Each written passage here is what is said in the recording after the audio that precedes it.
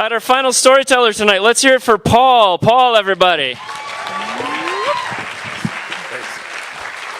Now that we got the cop bashing out of the way, I just left on patrol when my former training officer called and said, hey, I need you to meet me out at County Road number 9, which is actually just a fire road. I said, what do you got going?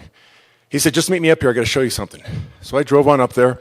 There he is sitting in our one all-terrain vehicle. And he told me, get out of your car, park it. I got to show you something up the hill. I said, if I leave my car here and we get a call, we're going to get caught and we're going to get in trouble. He said, Merrick, it's Monday morning. It's like 8:30 in the morning. All the guys we arrested haven't been arraigned yet, and all the drunks are still asleep. Just get in the car. I said, yeah, but he goes, just get in the car. So I got in the car. We started going up this fire road.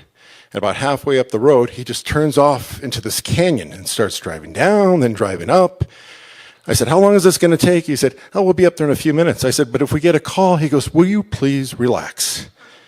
I said, yeah, but how long is this going to take? Just a few minutes. About 25 minutes later, we're at this plateau, and he parks the all-terrain vehicle, and he says, get out and look. And we got out, and I have to admit, we could see the entire city, every street, every building. We could see people walking down there.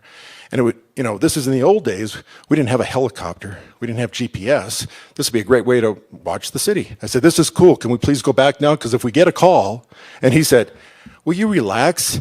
He had this thing. He got a pipe out, put it in his mouth, and he's standing there looking over like he's a god, thinking what a great spot he found to watch the entire city. And then that Motorola started to scream at us. 142 with 370 to back. Whenever they give you 2 cars on a call, that's not a good thing.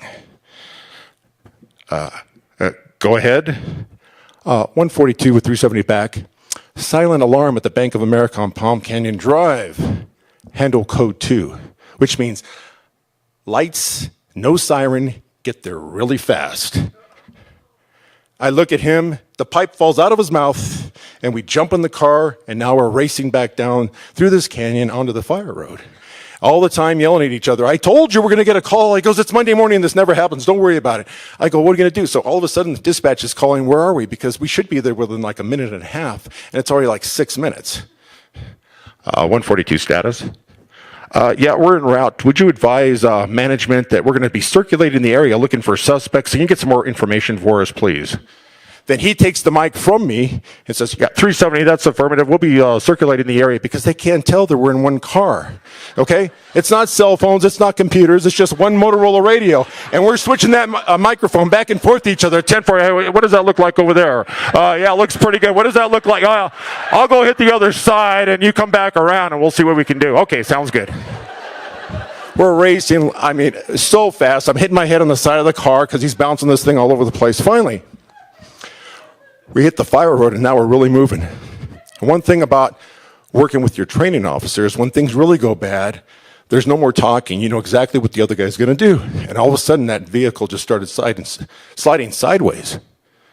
We get out, and there's 2 guys running up the road dressed in camouflage, hoodies, and weapons. I think these might be the guys. And we yell, freeze! And they look up at us, totally bewildered, trying to figure out how come we would be there, because they had hidden a Jeep off the side, figuring after they robbed the bank, they could get in their Jeep and drive up the canyon and nobody would ever find them. And here we were. Then Mr. Smart Aleck gets on the radio. My training officer says, yeah, 370, we'll have 2 in custody. Advise bank management, it may be a few more minutes. And we were good. Thank you very much.